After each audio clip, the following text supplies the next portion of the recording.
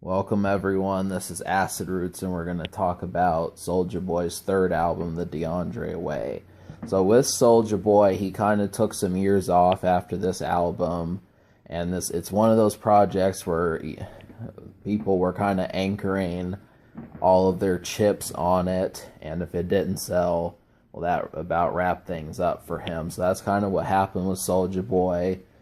Now, I think he did secure a pretty lofty deal with some money, so he's still around, but as far as Soulja Boy albums, this was kind of the plateau that happened with his career.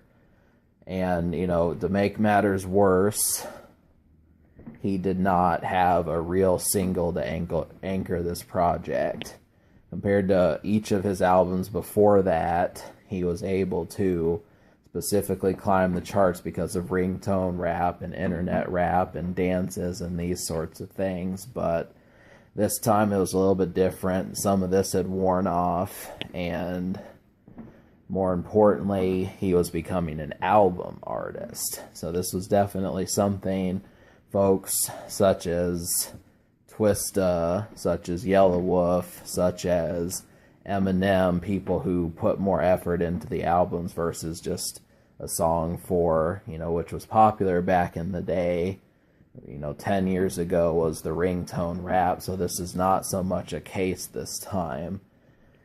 Now, unfortunately, the translation to this is Soulja Boy has to play two sets of strengths on this project versus just the one that he was good at before. And it kind of leads to several questions, one including, could he have made more ringtone rap had he not chose to switch his style up, or was it just all timing?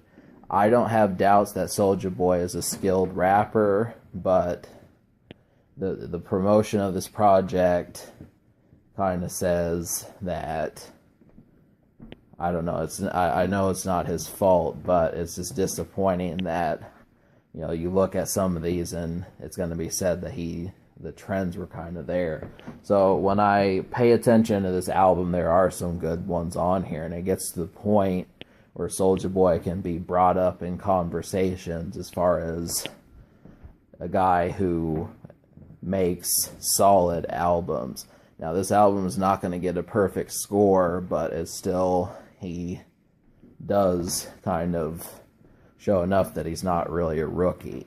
So some of the, I reviewed the deluxe edition, by the way, and thing is 3 out of 4 of those deluxe edition songs aren't, I feel like he probably should have just added 11 and put that one on there. It would have been easier, because they're just not catchy in the least. But the song Boom, I particularly like that one. Could have passed as a promotional single or a street single, something like that, something that could have gotten a video and that sort of thing.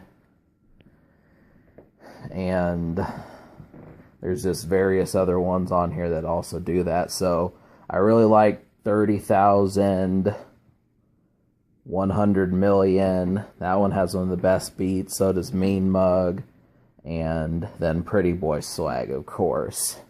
So then you add Boom to that if you get the deluxe, and then you're good to go. Now, really, out of 14 songs off this album, I did like 7. So I'm going to list the 7 that I liked. Pretty Boy Swag, Hey Cutie, 30,000, 100 million, Mean Mug, Boom, Blowing Me Kisses, and Touchdown. Now, each of these, the 2 songs for women, handle their business rather well. Trey Songz and I think B Major, both of these guys have good hooks on here that keep things going. And it's not necessarily that sappy either. I mean, it's kind of lighthearted. It's a real kind of soft type song. Softer type songs than some songs that are for women. Mean Mug with 50 Cent. This is one of the darker records on here. It's worth checking out. Pretty Boy Swag and Boom. Both of these sound like they could be radio songs. And then Touchdown and 30,000 were kind of album cuts that stood out, but also have snaking beats that keep your cars and rooms, backyards, wherever, keep things in good spirits, definitely. So, some of the ones I didn't like Grammy and Fly, is kind of slowed things down, and then the deluxe edition, some of those, First Day of School, they just were not up to par for me.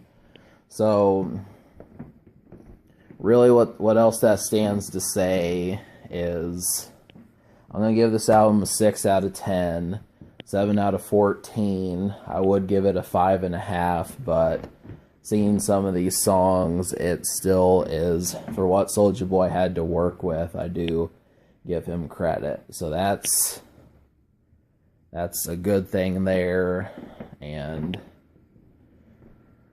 I would elaborate more on this, but this could wind up being like a 12-15 minute video if I did.